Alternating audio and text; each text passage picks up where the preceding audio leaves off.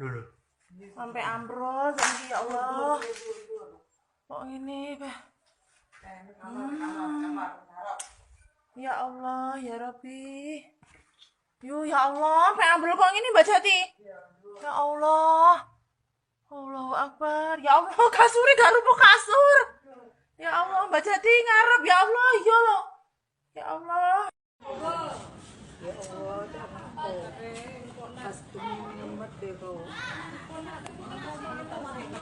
Ya, situng Roma ada sekali. Ada sekali. Buto. Genting ah.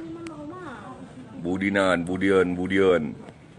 Gempa bumi berkekuatan magnitudo 5,1 mengguncang wilayah Jember, Jawa Timur, Kamis, tanggal 16 Desember tahun 2021 pagi.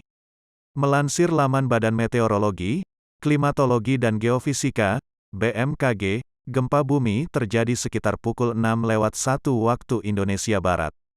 Gempa berlokasi 8,55 lintang selatan dan 1113,49 bujur timur. Adapun pusat gempa berada di 42 km arah barat daya Jember, Jawa Timur dan berkedalaman 10 km. Gempa dirasakan di wilayah Lumajang, Bondowoso, hingga Denpasar, Kuta dan Legian. Gempa tersebut dirasakan oleh warga Bondowoso, Jawa Timur. Seorang warga desa Sumberdumpiong, Kecamatan Pakem, Bondowoso, Fitriyah mengaku panik. Semua warga berlarian keluar rumah. Saya tadi bersama anak, kok terasa gempa segera keluar, kata Fitriyah. Namun dia mengaku, guncangan gempa tak berlangsung lama.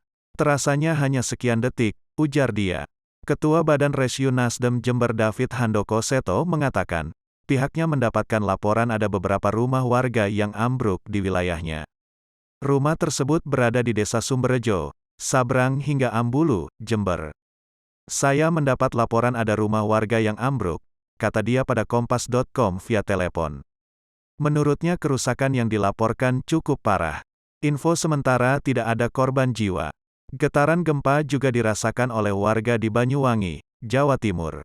Seorang ibu bernama Indah, seketika keluar bersama dua anak remajanya saat gempa terjadi. Dia menunggu guncangan gempa mereda di teras rumahnya, di Kelurahan Kebalenan, Kecamatan, Kabupaten Banyuwangi.